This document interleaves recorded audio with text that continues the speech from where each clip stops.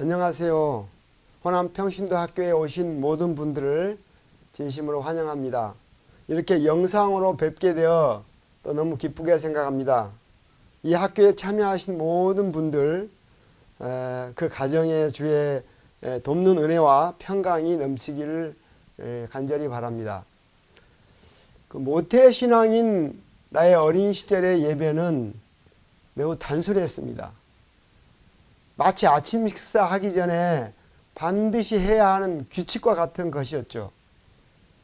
찬미를 하나 정해놓고 근데 한 달 동안에 그 한 곡을 쭉 불렀던 것 같아요. 기억나는 노래가 아침 기도 드리우니 이 노래 많이 불렀죠.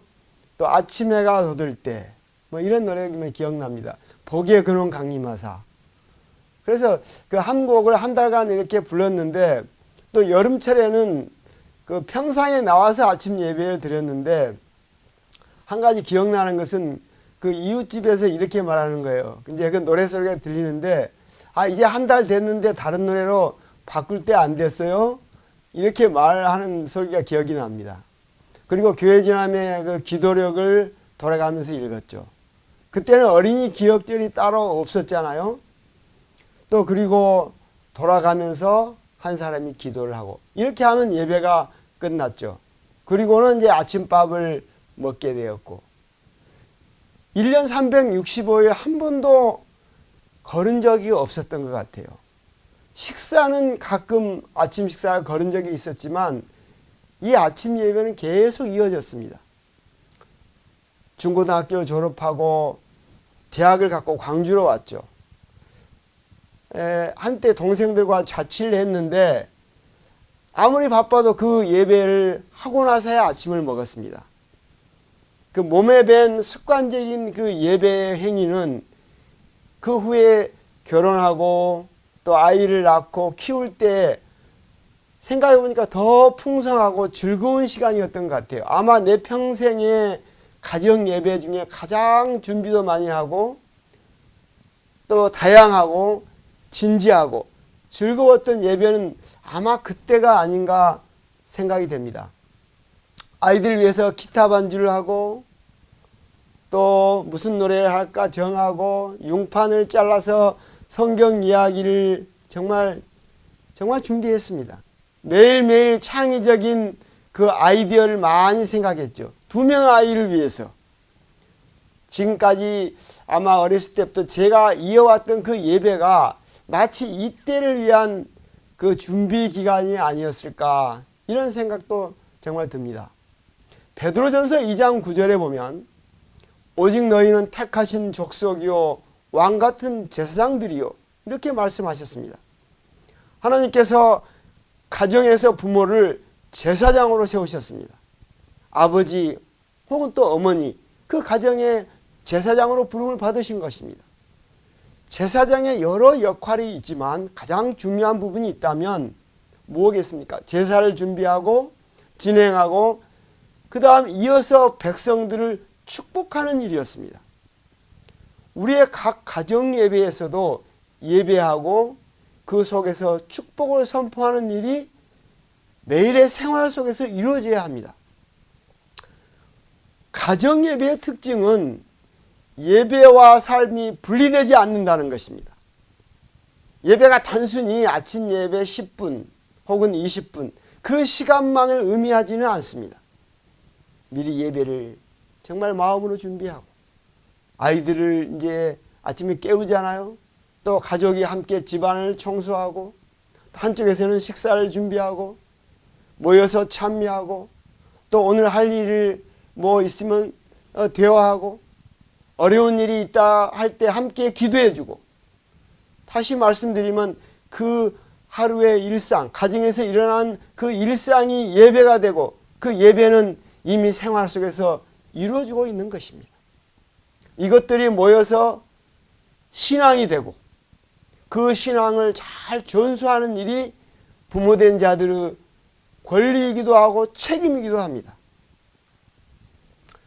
그런데 성경에서 부모가 자녀에게 어떻게 양육해야 하는지 그 말씀이 나오는데 두 구절을 보겠습니다. 에베소 6장 4절에 보면 아비들아 너희 자녀를 노엽게 하지 말고 오직 주의 교양과 훈계로 양육하라. 골로새 3장 21절에 보면 아비들아 너희 자녀를 경록해 하지 말지니 낙심할까 함이라. 여기서 말씀드린 아비들은 부모를 나타내는 말씀입니다. 그런데 저는 이 말씀을 읽을 때 이해가 가지 않았습니다. 어떤 부모가 사랑하는 자녀를 노엽게 하고 또 낙심시키려 하고 경록해 할까요? 너희가 악한 부모일지라도 자식에게 좋은 것을 줄 줄 알거늘, 이런 말씀은 매우 공감이 갑니다. 그런데 노엽게 한다고요? 경록해 한다고요? 사실 모든 부모님들이 고생을 고생으로 여기지 않고 내 모든 걸 바치며 키웠는데 이 말씀이 무슨 뜻인지 의아하지 않습니까? 하고 싶은 말이 많이 있지만 잔소리꾼 될까 또 꼰대가 될까 봐 사실 참고 사는데 여기서 뭘 더 아이들을 받들고 살라는 그 말씀일까요? 그 중학교 1학년 아빠인 한 집사님이 이렇게 말씀하셔요. 참고 참다가 한마디 하면 눈을 크게 부아리며 대들기세라서 참 말도 다 못하고 삽니다. 이런 애를 어찌 키워야 하나요? 참 답답합니다. 이렇게 이야기하시더라고요. 실제 있었던 이야기인데요. 강원도 어느 한 교회에 한 신실하고 믿음이 좋은 청년이 있었습니다. 시골 교회에서 많은 역할을 맡고 정말 성실하게 헌신했습니다. 믿음 안에서 결혼을 했고 그 후에 두 아들을 낳았습니다. 신앙 안에서 나름 잘 살고 있었습니다. 그런데 IMF가 터지면서 하던 사업이 하루아침에 기울어지더니 살고 있던 집까지 담보로 넘어가 버렸습니다. 빚쟁이들이 집으로 찾아오는 지경이 되고 집안이 엉망이 되어 버렸죠. 거기다가 안 마시던 술까지 이분이 마시게 되더니 하나님을 원망했습니다. 아예 교회도 그만두었고 다른 가족들마저도 교회에 못 다니게 했습니다. 사업 그 파트너였던 교회 장로님과 대판 싸우고 나서부터 아예 교회 문 밖에 교회 출입 자체를 못하게 막아버렸습니다. 집안이 조용할 날이 없었고 또 술에 취하면 사랑하는 아내를 폭행까지 했습니다. 그렇게 착하고 순하게 보이는 사람이 저렇게 변할 수 있나 할 정도였습니다. 고래고래 소리를 지르면서 이 세상도 또 하나님도 욕하고 저주하는 말만 반복했습니다. 아이들은 아빠가 들어올 때가 되면 무서워서 숨고 눈치만 보고 늘 불안해했습니다. 따뜻하고 행복한 가정은커녕 오히려 오늘도 무사히 하루가 넘어가길 바랄 뿐이었습니다. 두 아들은 그 맞는 엄마를 도와주지 못한 죄책감이 마음에 많았지만 어찌할 수가 없었습니다. 이렇게 몇 년이 흐르는 동안에 이 집안에는 어두운 그늘이 점점 짙게 드리워졌습니다. 10대의 두 아들은 키가 커지고 몸은 커졌지만 그들의 미래와 꿈은 사라져 버렸습니다. 하나님을 믿고 아침 예배하고 교회에 다니고 했던 그 과거를 기억조차 하기 싫어했습니다. 교회 다니는 친구들도 다 멀리해버리고 혹시 길을 가다가 교회의 십자가를 바라보면 눈을 돌려버릴 정도였습니다. 아버지도 믿고 싫었지만 아버지가 믿었던 그 하나님도 너무 싫었습니다. 아버지와 원수가 되어버린 그 교인들도 다 싫었습니다. 누가복음 15장의 탕자의 비유를 보면 우리는 마음이 따뜻해집니다. 왜 그렇습니까? 집으로 돌아온 탕자와 아버지가 정말 극적으로 만나는 그 장면은 몇 번 들어도 우리에게 너무 행복한 이야기이기 때문입니다. 그런데 여러분, 만일 이 비유에서 집단한 탕자가 영원히 집으로 돌아오지 않았다면 어땠을까요? 얼마나 슬프고 불행한 이야기 아닐까요? 왜 어떤 탕자는 집으로 돌아오지 않을까요? 혹 여러분 주위에서 아직도 안 돌아온 탕자는 없습니까? 최근 교회 학생반 설문조사를 해보니까 난 지금은 부모님 따라 교회에 나가지만 내가 독립해서 집을 나가게 되면 난 교회에 안 나갈 거야. 이렇게 말하는 학생 숫자가 꽤 된다는 이야기를 제가 들었습니다. 너무 충격받았습니다. 신앙을 전수한다는 그것, 참 우리가 어떻게 해야 될까요?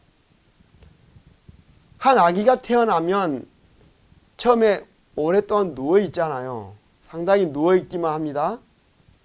좀 있으면 뒤집기 하고 그 다음에 기어다니고 그러다가 어때요? 뭔가 붙잡고 간신히 일어서고 한 발, 두 발 박수를 받으면서 걷게 되잖아요. 그러다가 결국 뛰기까지 하죠. 많은 시간과 노력과 연습이 필요합니다. 절대 혼자서는 할 수 없는 일이죠. 누군가의 돌봄과 붙잡아줌이 있었죠. 여러분 모두 그런 과정을 겪고 지금 이렇게 두 발로 건강하게 걷지 않으십니까? 그 엄마 젖을 빨던 아이가 한 6개월 되면 앞니가 이렇게 한두 개 나기 시작합니다. 밑에 이부터 먼저 나죠. 그리고 나서 이제 한 2살, 만 2살 되면 이제 그 유치가 완성됩니다. 20개의 유치열이 완성이 되죠. 이제 제법 밥도 씹고 김치도 조금씩 씹게 됩니다. 그 젖을 빠는 아이가 음식을 씹게 이렇게 변화해 가는 것은 매우 다른 구조입니다. 구강 구조가 아주 달라집니다. 만 6살이 되면 그 유치가 하나씩 빠지고 영구치가 대체해서 하나씩 그 자리를 이제 차지하게 됩니다. 그러면서 치열이라고 하는데 이렇게 영구치열이 점점 완성되어 가는데 정말 그 과정은 예술적이기도 하고 참 과학적이고 하나님의 섭리입니다. 음식을 이렇게 씹어서 분쇄하고 갈고 여러분 봐보세요. 음식을 씹는다는 것은 이 치열 위에 음식을 혀와 볼이 그 순간에 딱 올려줍니다. 그러면 이 아래턱이 탁 닫히면서 그 음식을 씹는데 그 사이에 혀하고 볼은 살짝 물러나야 됩니다. 0.1초만 늦어지면 혀가 씹히거나 볼이 씹히는 거죠. 이게 굉장한 섭리예요. 그래서 젖이나 우유만 빨던 그 아이가 딱딱한 아몬드를 씹게 되고 멸치를 씹어 먹고 사과를 베어 먹을 수 있다? 에이, 그건 뭐 누구나 다 해. 별거 아니야. 하지만은 발달 단계에서 보면 정말 놀라운 과학이에요. 이 턱이 그 씹는 힘이 여러분 얼마나 강한 줄 아세요? 약 90kg, 쌀 한 가마보다 더 무거운 그 힘이 우리가 그 씹을 때 이 턱의 그 힘으로 가한다는 거예요.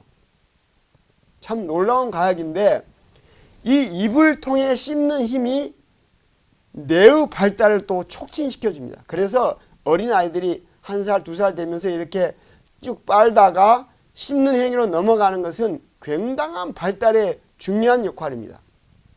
그런데 씹는 힘으로 뇌를 지킨다 하는 그 이제 책이 일본에서 나왔는데 우리 성인들도 잘 씹는 것 그리고 천천히 씹어 먹는 것이 물론 소화 효소를 그 침 속에 많이 있잖아요. 그게 많이 음식에 묻어져서 소화를 도와주는 역할도 분명히 있지만 또 다른 역할은 그 음식을 씹는 자극이 뇌를 자극한다는 것입니다.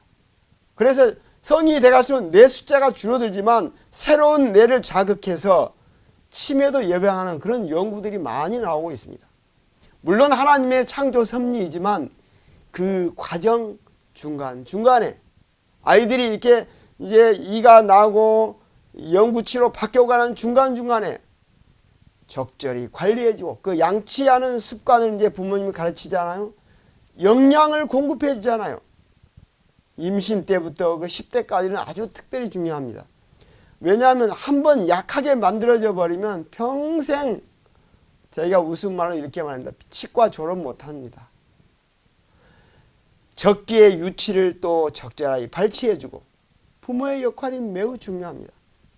마찬가지로 똑같은 과정입니다. 갓 태어난 아이가 처음에는 그 누워있던 아이가 음식을 이렇게 빨기만 했던 그 아이가 씹어먹고 걸어가고 뛰어가는 것처럼 갓 태어난 아이에게는 자기의 부모가 온 우주요 생명의 근원이었죠.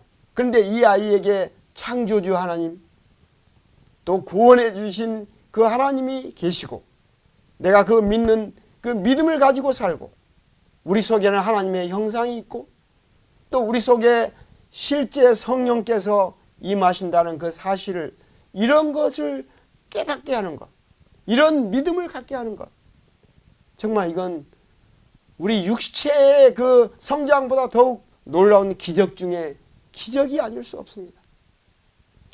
우리 부모에게 맡겨진 이 역할 어떤 것보다도 가장 중요한 사명입니다. 물론 그런 과정 그 사이에 때로는 고통과 또 슬픔과 또 기쁨과 많은 기회들이 또 많은 인내들이 요구되기도 하는 일입니다. 부모님들에게도 이 사명으로 인한 놀라운 은혜가 있습니다. 자식을 키우면서 여러분 하나님 사랑 조금씩 흉내내지 않습니까? 또 하나님의 마음 조금씩 느껴보지 않습니까? 그러는 중에 내가 한 걸음 더 성숙한 신앙인으로 자라나는 것입니다. 만일 제가 과거보다 좀 더 성숙했다면 다 자식 키운 덕 아닐까 싶어요. 제가 얼마나 이기적인 죄인인지 저는 잘 몰랐습니다. 그런데 애들을 키우다 보니까 내 숨겨진 그 본성이 다 드러나는 거죠. 밖에서는 번지르르 이렇게 양복 입고 넥타이 차고 잘 포장하고 다니지만 내 집 안에서는 내 옷을 벗잖아요. 진짜 모습이 다 드러나는 거죠. 말로는 아니죠. 내 마음으로는 내 몸처럼 사랑한다 하지만 그런데 행동 속에 나도 모르게 폭발하지 않습니까? 때로는 분노하고 저주하는 말들이 쏟아져 나옵니다. 축복권을 주셨지만 저주하는 거예요. 온갖 죄된 습관이나 욕심을 채우는 행동들이 자주 나타납니다. 또한 내가 경험한 것들, 내 원가정에서 경험한 것들, 또 내가 옳다고 판단한 최선을 다하지만 그것이 오히려 독이 되기도 합니다. 제가 이런 일 많이 했습니다. 고백합니다. 9살쯤 되면 그 앞니가 이렇게 이제 영구치로 나오는데 그 중절치 가운데 있는 그 큰 이 두 개를 중절치라 하는데 중절치가 좀 벌어져서 납니다. 처음에. 그게 정상적입니다. 그런데 많은 부모님들이 아이고 앞니가 벌어졌으니 교정 좀 해주세요. 정말 큰일 났어요. 정말 걱정이에요. 이게 아마 잘 될까요? 제가 이렇게 이야기합니다. 걱정 마세요. 지금 이렇게 나고 있는 것이 정상입니다. 이것은 그냥 두는 게 더 좋아요. 억지로 이렇게 막 힘을 줘가지고 이렇게 붙이면은 오히려 나중에 송곳니가 날 자리가 좁아져서 덧니가 나버립니다. 더 나빠져요. 이렇게 알려주면 부모님들 너무 행복하게 웃으면서 돌아갑니다. 자녀를 양육하는 모든 부모님들이 그 발달에 따른 변화, 또 사춘기에 대한 이런 지식, 이런 걸 좀 정말 공부할 필요가 있습니다. 컴퓨터도 우리가 배우잖아요. 인터넷도 배우고 피아노도 배우고. 그런데 정말 중요한 자녀 양육을 할 때는 자기가 원 가정에서 자라왔던 경험이나 또 누구 친구의 그 조언이나 이런 것에만 의존한다는 것은 좀 위험합니다. 가정의 환경상 사춘기 경험 못한 부모님은 자녀 사춘기 절대 이해 못합니다. 그래서 기독교 관점으로 그 기록된 좋은 책 한두 권 부부가 함께 읽으면 정말 좋겠습니다. 저희도 많이 그렇게 했습니다. 또 결혼 생활, 또 부부에 관련된 서적들도 정말 몇 권씩 추천하고 싶어요. 함께 부부가 읽으면서. 그런데 정말 그런 것을 공부하다 보면 지금까지 내가 잘해왔다고 그렇게 생각했지만 엉뚱하게 시도했던 것들, 오히려 독이 되게 했던 것들이 많이 있다는 것을 알게 됩니다. 에베소서에서 그 말씀했던 너희 자녀를 노엽게 하지 말라, 그 말씀이 제가 이해가 갑니다. 오직 주의 교훈과 훈계로 양육하라고 하신 그 말씀, 내 것이 아닌, 아빠의 경험이 아닌, 사람의 것이 아닌 하나님의 것으로 하라는 말씀입니다. 왜냐하면 사람이 또는 부모가 사랑을 한다 하지만 정말 영원한 진리는 될 수 없습니다. 많은 경우에 나의 욕심이 거기에 인간의 어떤 정욕이 들어갈 수밖에 없습니다. 그것은 저의 경험이기도 합니다. 그럼 그런 것들이 어떤 것이 있을까 한번 잠깐 살펴보겠습니다. 첫째는 과잉보호, 이런 사랑입니다. 사랑은 사랑이라 하지만 그것은 진정한 사랑이 아닙니다. 자녀가 스스로 경험하고 헤쳐나갈 수 있는 기회를 많이 빼앗는 그런 부모님들을 요즘에 많이 보게 됩니다. 작은 넘어짐, 실수 이런 걸 통해서 오히려 큰 어려움에 직면하게 될 때 실패하지 않고 설 수 있게 해줄 수 있습니다. 과잉된 것이 오히려 부족한 것보다 못한 경우가 많이 있습니다. 요구하지도 않은 것을 넘치게 베풀어 주게 되면 감사는 사라져 버립니다. 당연하다고 생각합니다. 그건 당연해. 내가 받는 건 당연해. 이렇게 생각합니다. 자녀가 요구하더라도 그것이 왜 꼭 필요한지 진지하게 토론할 필요가 있습니다. 그리고 조금 천천히 주는 것이 더 낫습니다. 너무 쉽게 또 너무 많은 물질이 주어지면 나중에는 원하는 것이 쉽게 주어지지 않으면 오히려 분노하는 경우도 있기 때문입니다. 두 번째는 권위가 없는 사랑입니다. 하나님이 부모에게 권위를 주셨습니다. 이 권위는 누가 세워주냐면요, 배우자가 서로 세워줘야 만들어지는 것입니다. 배우자를 무시하고 함부로 대하는 사람은 결국 자기 자신도 그런 대접을 받기 쉽습니다. 아내는 자녀 앞에서 남편을 존중하는 모습을 보여야 합니다.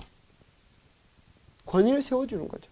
남편도 역시 아내를 사랑하고 소중하게 여기는 것을 겉으로 드러내 보여줄 필요가 있는 것입니다. 부부간에 혹 갈등과 다툼이 있더라도 자녀가 없는 다른 곳에서, 자녀가 없는 곳에서 또는 자녀가 잠잘 때 서로 대화하고 풀어야 좋습니다.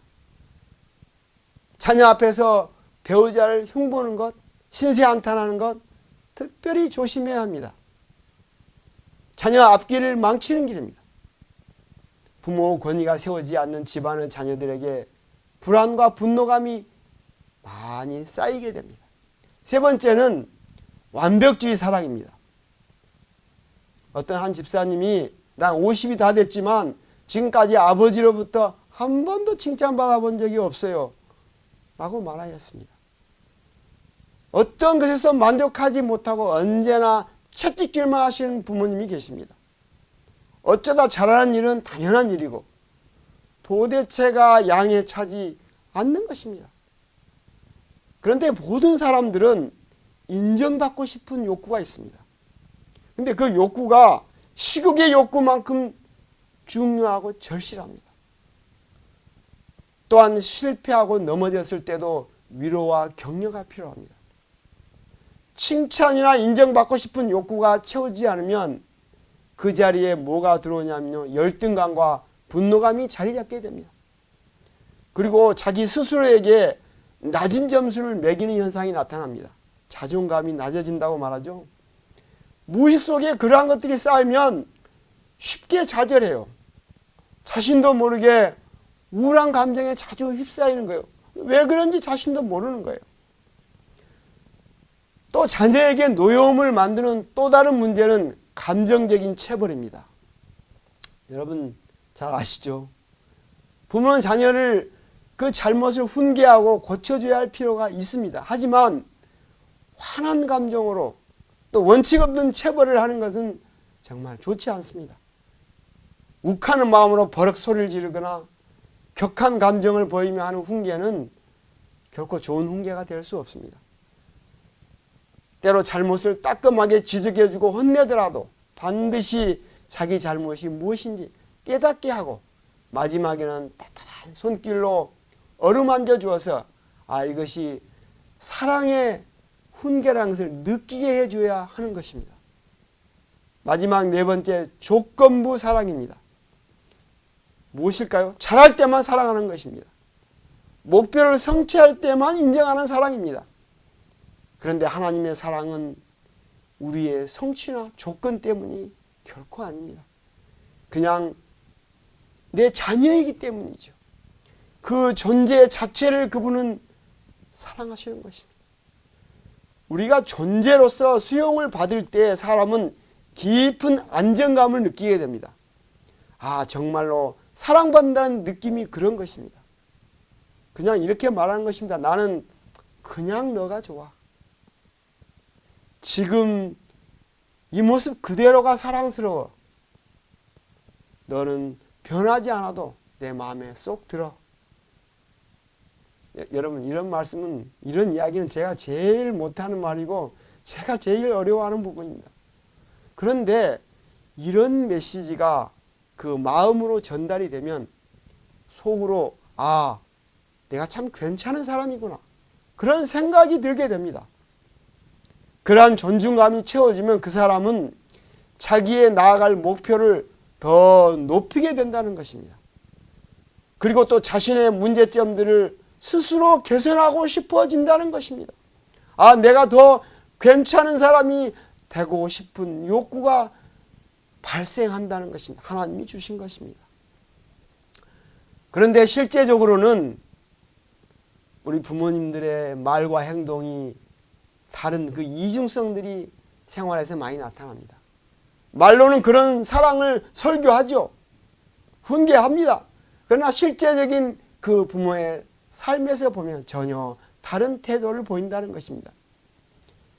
애들이 안 들을 거라고, 잘 모를 거라고 한 험담들, 교회에 대한 불만들, 설교에 대한 부정평가들, 믿음 없는 내 선택들, 여러분 애들 다 듣고 있고 다 눈치챕니다. 놀고 뛰어다닌 것 같죠? 귀가 늘 열려 있는 것입니다. 많은 자녀들이 부모의 이러한 이중적인 태도에 회의감을 느낍니다. 교회에서 하는 모습과 집안에서의 모습이 다른 것에 무척 화가 난다고 합니다. 타인을 대하는 태도 정말 친절하고 부드러운 것 같은데 내 가족을 대하는 태도 너무나 편이하게 다르다는 것입니다. 그것이 노여움을 만들어내고 신앙에서 멀어지게 하는 그 마음을 만들어낸다는 것입니다. 그러면 이제 어떻게 우리 자녀들에게 그 하나님의 사랑을 보여줄 수 있을까요? 제가 간략하게 말씀드리겠습니다. 첫째, 부모된 우리가 먼저 하나님의 참 자녀가 되는 그것입니다. 여러분 잘 아시는 말씀이죠. 먼저는 부모된 내가 나의 인격적인 성숙과 신앙적인 생활을 이루어야 합니다. 그런데 그것은 자연스럽게 자녀에게 이어져 갈 것입니다.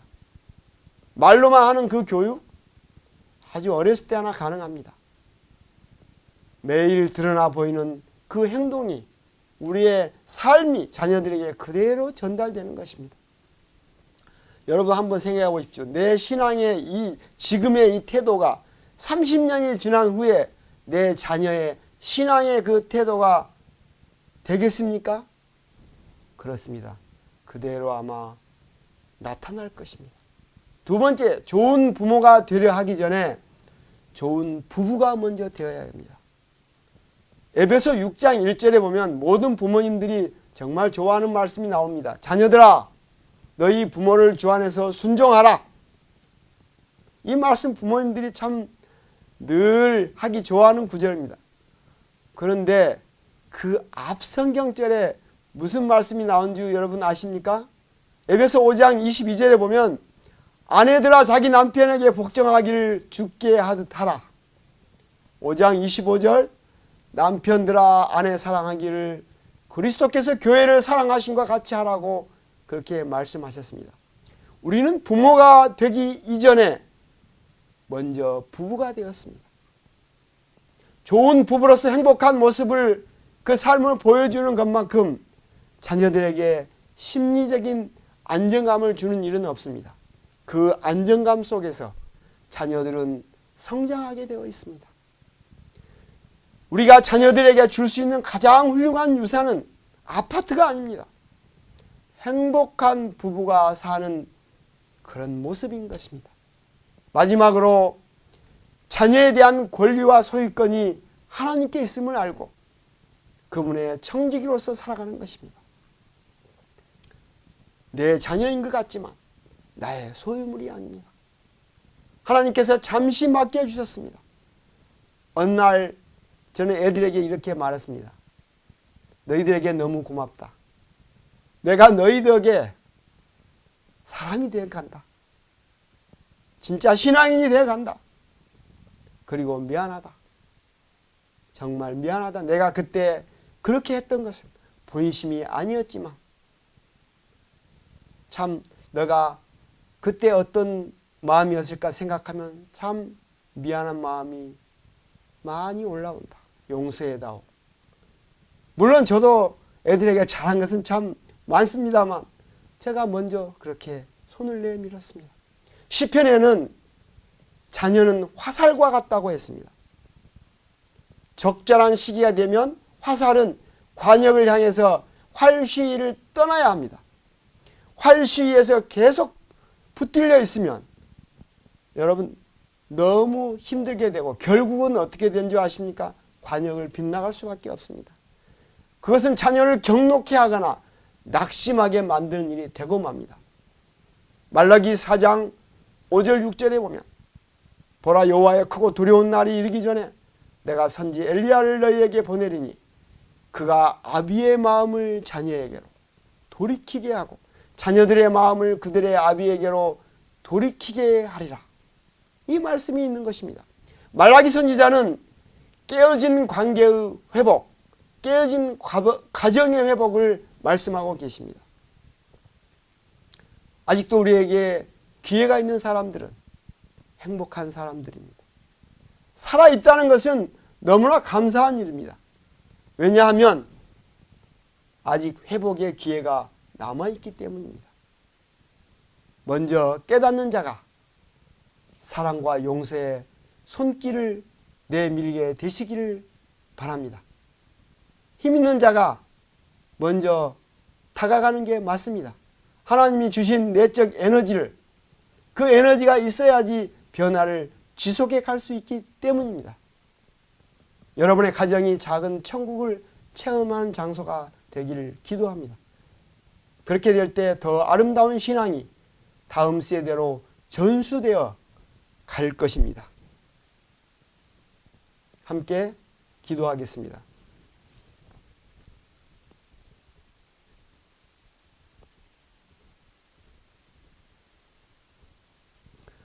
사랑의 하나님, 죄되고 부족한 저희를 사랑하셔서 부모라는 귀한 사명을 맡겨주셔서 진실로 감사드립니다.